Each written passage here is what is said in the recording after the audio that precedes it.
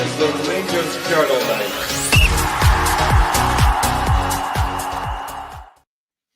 Hello everyone, welcome to the Rangers Journal. Another Old Firm game. Chris Sutton said at the end of that it was a derby of dross. Tomo, how are you feeling? I don't think he was actually wrong with that one. Yeah, I don't really like agreeing with Chris Sutton, but I've got to on this occasion. I think he summed it up really, and essentially it was a game of two poor teams really, who we could probably play till the middle of next week and it'd still be 0-0. So we didn't get beat. I suppose that's a positive to take from it, but other than that, yeah. Stevie, thanks for joining us today. I don't think I've been on with you for a while anyway, but so nice to see you. Yeah, how are you feeling after that? Just your immediate reaction? Yeah, it was a bit of a drag, let's be honest. I wouldn't even call it a war of attrition. It was just it was such a kind of drab affair. I guess trying to pull a positive is the fact we got a clean sheet after losing 6 through the week. But yeah, overall it was a really poor game. I feel quite frustrated because that Celtic team were there to be beaten. They offered very little at all. That could have been 3 points today easily. So yeah, overall, not a particularly good game at all. I'll stay with you, Stevie, because Tomo was on the pre-match pod. There was a league team this morning and it turned out to be right, but there's been 3 or 4 league teams in the last 24 hours, so you never know what to believe. One of them was right. Nicholas Raskin completely out the squad. I felt we needed him today. It turns out we didn't. Well, we didn't need him for a draw at least. As you say, Celtic didn't offer very much. What was your thoughts on the starting 11? Yeah, like you say, it's one of the ones that was out there floating about in the ether, so not too surprised. I would have loved to have seen Curtis get a start. I keep banging this drum, but every time he comes on, he seems to deliver. First game of the season, he was excellent with a brilliant goal off the bench against Alloa. Dundee, makes a vital contribution, but he cannot seem to get a start. I guess he would have been in for Moore, and I thought Moore did really well. I thought he put a proper shift in, so there is that. But yeah, overall, we would like to see Curtis in there somewhere. But yeah, I was quite excited to see the Miovski starting as well. That was a big thing for me, just to have actual presence up front. Same problems. We're not getting the service to the guy. At least touches in the first half of any Rangers player, so still the same issue. But he at least offers a more physical kind of presence and movement than what Danilo or Dessers does. So yeah, I looked at the team and I thought it's not too, Tav was back in, which is the main thing. I agree with you. I would have loved to have seen Raskin play the day because the way he ups the tempo, he's like the catalyst for so many attacks to begin. I think he would have made a huge difference today. So yeah, manager cutting off his nose to spite his face as far as I'm concerned. I feel like that as well, but we'll talk about Miovski first of all, Tomo.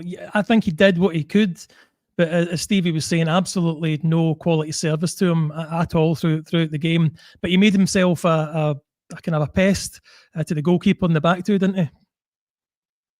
Yeah, considering he's not really played much football, getting thrown in straight away, I thought he'd done all right. He gave that option for the longer ball over the top and into the channels. Like I mentioned in the pre-match pod, there was a couple of times on that first half, and it was mentioned on commentary where he's in the box and just get the ball in there, and we take an extra touch and come back. And strikers like that, they like the ball fed in quickly while we've got the centre backs sort of turns. We are just so slow in our build up. It's untrue. It's almost like we're not allowed to put crosses in or something. It's really strange. But I thought he'd done all right. The only one criticism I would have of him is in the second half when he tried to pop that header off to Mikey Moore. Could he have maybe taken it on himself? But other than that, I thought solid enough debut, and looking forward to seeing what he brings in the future. Yeah, I mean, I think I can see what he was doing from a certain angle. I didn't understand at all when he first did it, but you've seen an angle from the side, and if it had been maybe a little bit more precise, it would have been a good move. But yeah, he should have just smashed it himself. Stevie, we'll talk about a couple of the positive. First of all, I felt that Connor Barron has been much maligned. He's actually, I think, a really good player in the SPFL. I'm not saying we can't improve on him, but I think he did himself no damage today. He came in, and I think he won enough balls. He was lively, and he looked half decent. 100%. I was a wee bit worried for him because the games I've seen him this season, he's came on and not looked very good at all compared to the Barn we saw last season. So yeah, I was delighted for him today. I thought he played really well disciplined, getting stuck right in, like really competitive, shutting them down. And I think as a unit with Diomande, the two of them were like really dovetailing off each other. Really good relationship there. So yeah, Barn was excellent, as was Dio. But yeah, he never really gave them a second. And even when I think at one point he did make a bad mistake, but he fixed it immediately. He got back and he won it. He never quits the boys. Perfect attitude, what you want to see there. He done his job. I'd give him an 8 or a 9 out of 10 today. I think Dio got man of the match, but I think it was a flip of a coin between him and Barn. Yeah, and I'm pleased for Dio as well, because I think I've criticised him on the pod. I feel like he wanders around a lot of the time, being very lackadaisical, but he kind of stuck to the task today for the most part. And I think I would have given it to Barn for man of the match, but I don't think I have too many complaints with him. I just hope he can keep this going and be a regular starter for us. Yeah, I said it at the very beginning of the season. It's a big season for him. He needs to start influencing games, and I thought today his defensive work was excellent. He was available for the ball. He was getting the tackles in. You've seen it a couple of times in the first half off the ball with some of the Celtic players, where he's grabbing them, stopping them from moving. It was a really, I'd say, good all round performance for him. Just need a little bit more going forward, but defensively, I thought the whole midfield were excellent. That was a big worry for me at the beginning of the game, as I'm sure it was on a number of people. But I thought the three of them in there stuck to the task well, and thought we done really well today. Asgard clearly had a job on Callum McGregor, Stevie, didn't he? I think he kind of did that as well as maybe Raskin done in the last couple of Firm games. He did. I mean, I don't think you could criticise Asgard's effort today, but his distribution, his passing was pretty woeful. I mean, many times he gave it away when he was in decent positions. That was another frustration for me. But again, it's his first Old Firm game. I think it's only his second or third start, so it's really early days for the guy. You don't want to be overly critical. And a lot of Old Firm games tend to pass players by when it's their first Old Firm game. So yeah, I think like everybody today, there was a massive improvement for application alone. Like everybody seemed to put a shift in, but we were seeing the WhatsApp chat. That to me is a bare minimum. If you're a professional football player, especially a Rangers player playing against Celtic and Old Firm, you need to be 110%. I expect nothing less. That's a given. So I'm not going to give him too much credit for putting a shift in, because that's ultimately what he's there to do. No, that's fair enough, mate. Look, the two contentious things that happened in the game were both in the first half. So let's bring up the first one. Tomo, a few minutes before this, the Celtic is Ralston goes down to a challenge very similar, and the referee obviously blows for a free kick right away. A few minutes later, Miovski barges, for me, a barge in the back and goes down in the box. Referee waves it on, and as far as I'm aware, there was no great review by VAR either. I agree with Paul. Well, I don't actually. Yeah, Paul does agree. I think Paul's right here. I think that's a penalty. I have no idea why it's not given.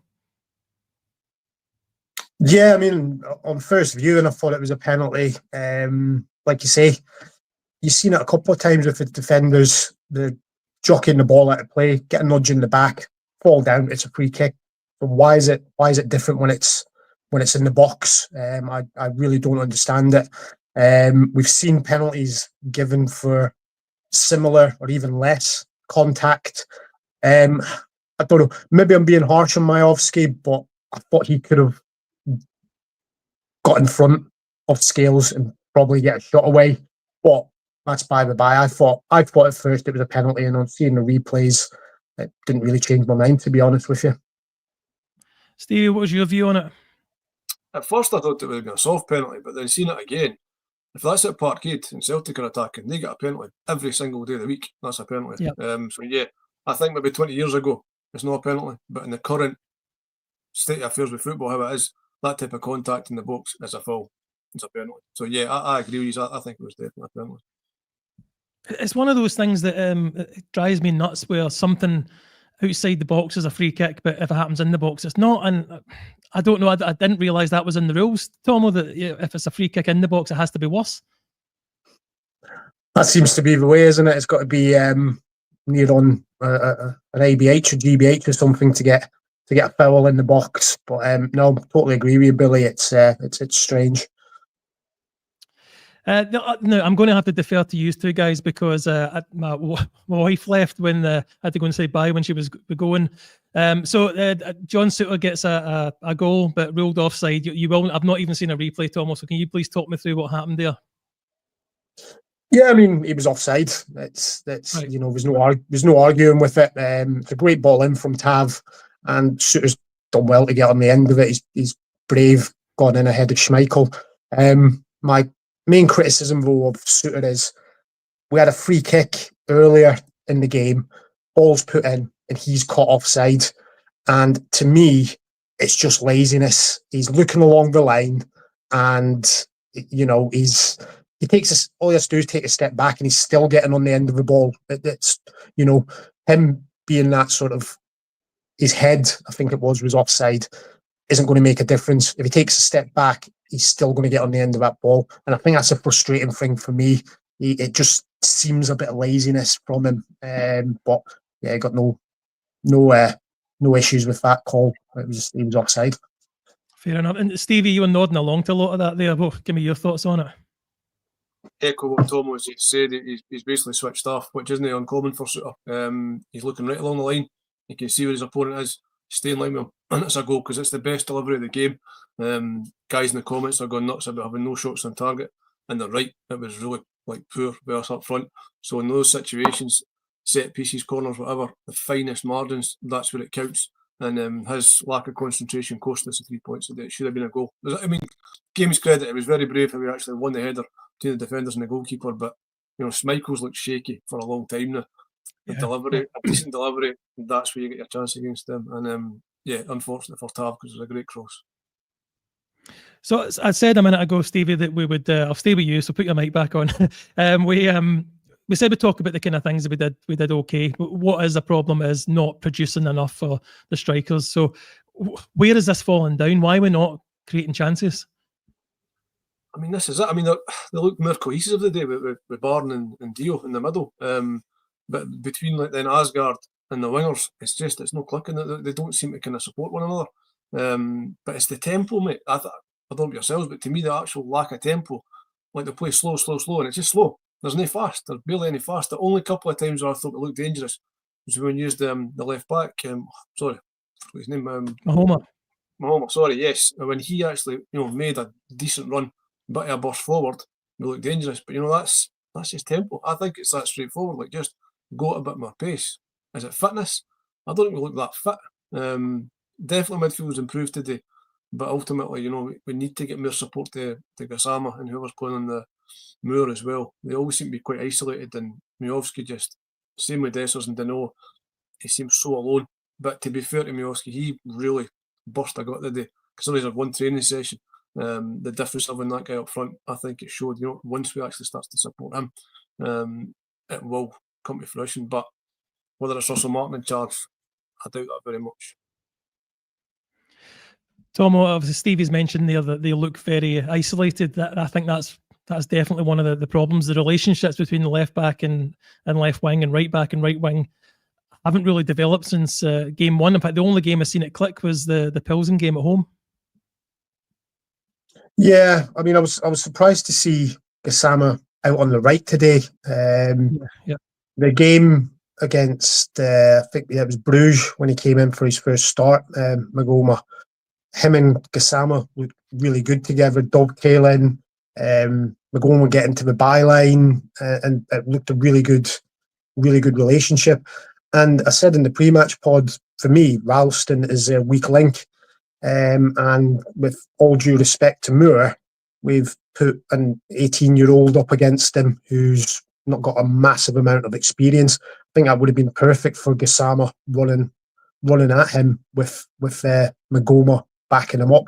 But I think Stevie's right. The whole tempo is just, there was times we were breaking and there was maybe 2 or 3 men forward. Everyone else is jogging along and just, not looking to get involved. And a number of times when we were breaking, the ball ends up back in our defence. I don't know if it's just players not wanting to take on the responsibility, potentially lose the ball, I don't know what it is, but Stevie's 100% correct there. It's the tempo of it all needs to be a lot faster. We need to get the ball out to the wingers quicker and let them get at the defence. One time, really, Gassama got one-on-one with Tierney. He went by him as though he wasn't there, and we didn't do it again. And it just feels like a waste. It felt like a wasted chance today. Tom, the frustrating thing is that... sorry, Stevie, on you go. I was going to say Cameron. I thought Cameron was a huge miss today when I was watching that. He would have been the guy to get up and support. Big miss. Tom, I'll stay with you. As I was saying, the frustrating thing for me is that they aren't a great Celtic team. Some of those players are, even Callum McGregor's not playing the same way he used to. You're looking at, okay, they brought Tierney back, but he can't last the whole game. Ralston is a weak link. They're back to, okay, Carter Vickers is good from time to time, although today I don't think he did much. Welsh, I think, is someone that you can get at too. So it's just, this feels like it's not almost, you could say, well, we're just the same way as we started the day. I don't think we are, because we're now at a game less. We can get back to those points, and this was a game that we could have got us back to 3 points and looking an awful lot better than it was this morning, wasn't it? Yeah, most definitely. I mean, we've been saying it for a while, though. If you speak to any Celtic fans who are honest with themselves, they'll tell you that they're a team in regression. They've sold the best players, haven't really replaced them with the same sort of quality, and it's showing. While I think that we done the basics good today, Celtic were there for the taking. If we'd just been a little bit more braver, maybe even stuck on when Dessers come on, bring on Dessers and Danilo, and go for it, go for two up front and go for it. But we just stuck with that rigid system, and like you say, Billy, we could have cut it down to 3 points, look a little bit better, but it's another draw. 4 league games, 4 draws. It's not good enough. It definitely isn't, Stevie, and I can see you're agreeing with Tomo there. That for me would have been the idea. Bring on a second striker, even Majowski and Dessers, if not Dessers and Danilo, because the wingers weren't providing anything, so we needed to get something. Yeah, absolutely. I mean, you're at 70 minutes, you've not had a shot on target. It's clearly not working. Losing the game, but still, you need to offer more of a threat. We're 4 games into the season, and we've not won a league game on an international break. I can't remember that happening before. I'm not born yesterday, so this is a really dreadful start domestically. I know they'll say, he's not lost a game yet, but I think we've overlooked winning a game, to be fair. I know we had more pressure today with a better team, but yeah, they should have really tried to get the 3 points at the end. Like you say, bring on 2 strikers. It was just pretty turgid. Even though it was an improvement, it's still, I agree, it's nowhere near acceptable. Stevie, the fans clearly were not happy at full time. The camera did cut to the Parag Murat, and was it John Cabin? I remember Parag being there, but he didn't look happy, to be fair. I wonder if the pressure is actually on Russell Martin and that they might think about making a change. I think it's got to be. I mean, you can't get beaten 9-1 in aggregate at Rangers. I mean, even when we got thumped in Europe before, there was always a competitiveness. That's just not there through the week. To me, it was like the players that gave up before they even started. And I certainly think Martin's done himself no favours. The way he conducts himself in press conferences, I mean, basically like a politician there on Friday talking about Raskin, the way he dodged it was really pretty abysmal. Throwing players under the bus. I mean, there's a list, length of your arm, that can goes against Russell Martin just now. He's really, I think he's on thin ice. I mean, I don't want to be one of these reactionary types who says sack the manager, but I don't know. I don't see any kind of shoots of recovery there. Granted, we've got a clean sheet today, but as we've kind of covered, it was against a very average Celtic team with no real threat. We should have won that game. Any decent Rangers team, Barry Fair, I know that I'm saying Barry should have got the job permanently, but Barry's Rangers would have beat that team today comfortably 2 or 3-0, because I don't want their bite about them. Most of them want Baz back, but yeah, I'm pretty sure he's under huge pressure. Maybe we'll find out it's 24, 48 hours if anything's going to happen there. Tom, if it is going to be done, this is probably the only real time that's feasible with international break. We obviously don't play for, was it 2 weeks nearly? So it's for me, it's time. There's nothing I've seen today. His team selection, although we've I've said it's Diamande, Barron played quite well. It reeks to me as just last throw of the dice. I don't think that team will ever start again. No, I totally agree with you. I think I said it on the pre-match pod that Barron just seemed to come in from nowhere, and it looks like we haven't got any of it. With Raskin looking like he's not going to play again, either he's going to be bombed out or sold. We've got Barron and Rothwell, and Rothwell just doesn't look fit. He just, so Barron might get a few more games, but I think he had to change things. He couldn't continue to play the likes of Max Aarons. I mean, the boy Celtic had on the left looked quick.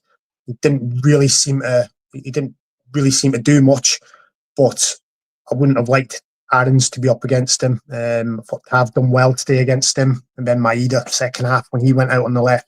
But I totally agree with Stevie. The only thing I saw today in terms of improvement is the effort, and that should just be the bare minimum every time we step on the pitch. But it was the same last season. Last season, Celtic weren't the issues.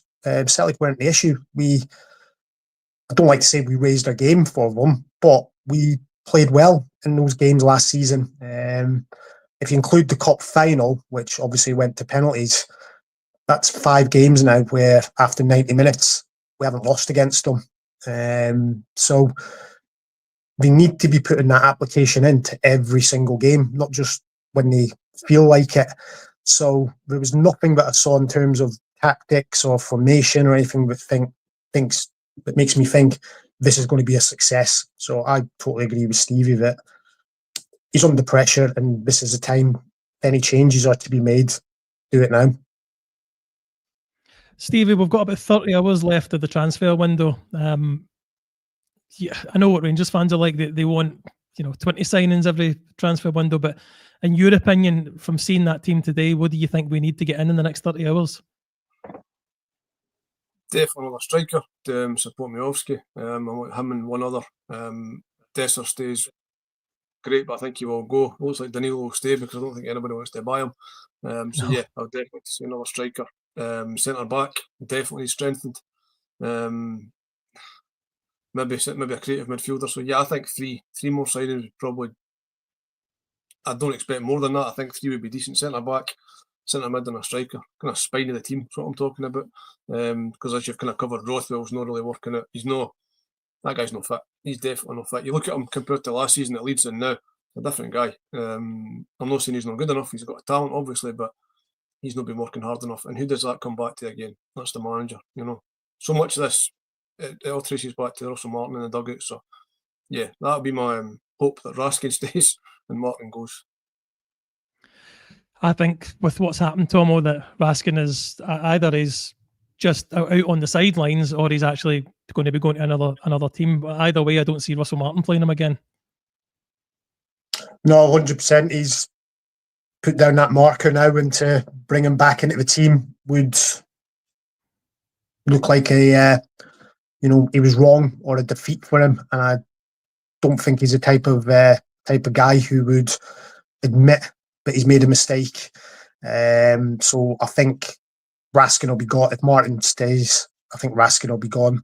And for that, we need to replace him. We need to get another midfielder in because, as I said, after Raskin, you've got Barron and Rothwell, really, and that's it. We're a little bit light in there. So a couple of injuries, we're not in a good place. But no, I agree, Billy. I don't think we'll be seeing Raskin in a Rangers shirt again, unless Russell Martin goes and Raskin has a change of heart. I mean, I think the fans, it must be 99.99% are on Raskin's side here. Steve, it does seem like, we don't know what's happened in the dressing rooms or whatever, but it does seem like this reaction has came from something Raskin's dad posted online criticising Russell Martin, which if a manager is so thin-skinned to not be able to take that, then that's a worry as well, isn't it? Hugely, mate. I mean, I heard Billy Dodds interviewed on Radio Scotland pre-season, and he was talking about his time as obviously coach last season, and what he spoke about most was Raskin. He was such a kind of like pain in the backside, but it was like in a good way. He's always challenging everything because he wants to learn, he wants to be the best, and they took that and they made him better. He was their outstanding player the last 3-4 months of the season, That's good management. That's good man management. Getting the best out of a player you might not get on with. Whereas Russell Martin, he basically just throws him under the bus, tells lies about him, and just bombs him out. And it's like, you're not doing Rangers a service there. You're doing us a disservice, but like no utilising our best midfielder. I think he's the best midfielder in Scotland. I genuinely think he's the best midfielder in Scotland. So not to use him just because you can't get on with him, what does that tell you? And then that's something that's obviously a trait of the guy. So it could happen again in the future. So just everything points to Russell Martin leaving Rangers. Like I say, I'm sorry for being reactionary, but it's just, so much has gone against him, and it's like it needs. I think it's either lose little or lose big. If we persist with the guy, I can't see it improving. I don't see it getting worse. So it's time to pull the trigger. I think you lose more through indecision than the wrong decision. So I'd hope again that Raskin should stay. But like all the guys in the comments are saying, give up, Raskin's away. But when Barry Ferguson fell at Le Guen, it was like, oh, Barry Ferguson's away, and he stayed for a few days and then it resolved. And Le Guen went and Walter Smith came back. So if I was Raskin, I'd dig my heels in. Tell me what we wouldn't give for a Walter Smith to come back in at this time. It would be nice, wouldn't it? Just having someone who is able to get the team firing and get on with players. And I think the difference with the Barry Ferguson situation was, I think Fergie obviously had an affinity with the club. He grew up as a fan. He wanted to be here.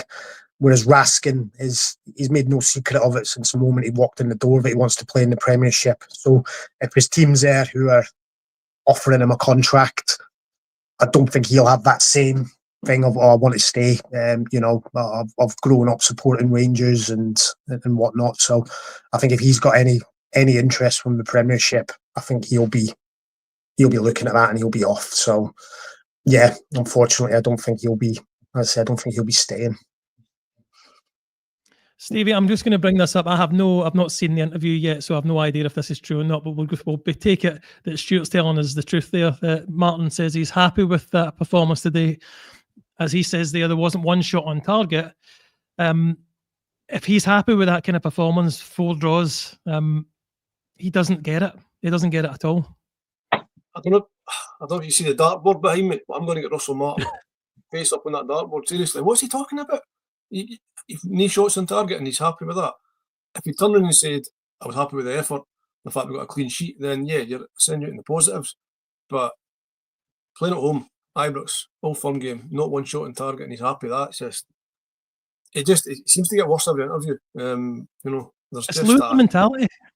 Yes, you're right. I know he got them promoted through the playoffs when he was at Southampton, but you're right.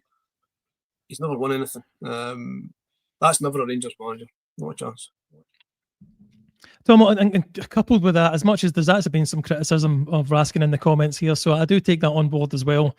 Special comments by Neil McCann, I think, that said he had a bit of a problem with him last season, but it's not out and out lying for Russell Martin, but he told us that Raskin trained. It turns out that was true. Trained with the youths, but he made out that no, he's part of the squad, whatever. You could tell he wasn't part of the squad. It's no way to conduct yourself to the Rangers fans. No, 100%, Billy. I think when he came in, he mentioned something along the lines of he'll always be honest with the support. And he's not all right. Raskin trained, but like you say, he trained with the youths. Just say that. Just say there's been an issue. He's not playing. Fans will go off their head, but they'll respect you a little bit more rather than this. I think you said before, Stevie, he answered it like a politician. His press conference like politicians.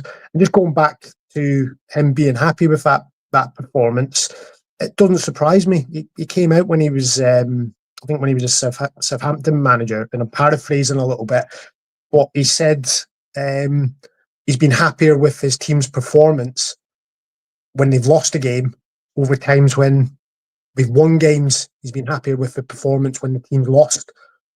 And you're at Rangers, you win a game. Don't get me wrong, we want to see fast, free-flowing football and 6-7-0 wins every week, but that's not football. The aim of the game is to win, get 3 points on the board, and that's it. Go from there. He does seem like he's just happy picking up a draw here and there, and as long as his tactics, formations, style of play, whatever you want to call it, are still in place. I think he'll be happy with that, and he won't deviate. So, like I say, doesn't get it, just does not get it, and yeah, I don't know how you fix it. Apparently, Russell Martin's confirmed that Dessers is leaving. Surprised that he played today. Then, if he's going to be leaving, but I guess he's still a player until he's not. So, there is these rumours of the Everton youngster who's not scored a top flight goal and hardly played any games for 8 million coming in. We've already done half an hour, so we better finish up. But it could be a whole pod in itself. This transfer strategy, it's all over the place for me. Yeah, Sorry. Sorry, go on, Stevie. Go on. Sorry, I was just going to say, I agree. At first, it seemed like it was quite precise. They were kind of building like the kind of spine we were going for, but yeah, now it's getting towards the end of the window and it's a bit kind of scattergun. I've watched obviously the YouTube stuff with the boy for Everton, and he looks like a talent, but like you've said, he's never scored a goal for them. He can't get in the Everton team, who for years haven't really posed much a threat up front up until this season. So he's obviously not the finished article or anywhere near it. And we've sold a man who's not the finished article, but I say probably close to the finished article. So yeah, it's a strange one, but you have to hope that this will pay off, and maybe he'll be a good foil for Miovski. I would love to see Rangers start to play 2 strikers. Take me back to the 1990s, my 4-4-2. As outrageous as that sounds, but yeah, you never know. You live in hope. Maybe we'll 2 up top might make a difference. Right, I'll go round these just for your final thoughts, Tomo. How's your feeling in this afternoon? That's another draw. We're 6 points behind Celtic at the top of the table, a very average Celtic side. So, I mean, that sums up my feelings. What's your feelings just now? Happy we're coming into an international break, so Rangers can't ruin my weekend for a couple of weeks, So, yeah, it's nice. Again, nice we didn't concede a goal today, and we looked a little bit better defensively, but overall, it's just, again, it's not good enough. Needs to be a hell of a lot of improvements, and Russell Martin just isn't the person to do that. He needs. I'm putting my flag out there that he needs to go. That's where I'm at. Nothing's going to change my mind. I don't see things getting better under him. So, as far as I'm concerned, by 5:30 tonight, we should get news saying he's been relieved of his duties. Unfortunately, I don't think that's going to happen, but we live in hope. Yeah, we live in hope, Tomo. Stevie, final thoughts today? Yeah, can I echo what Tomo said? There's quite a frustrating 90 minutes. I guess it's good to see a bit of pride. Some of the players actually competing, putting a shift in, but as we said, that's the bare minimum.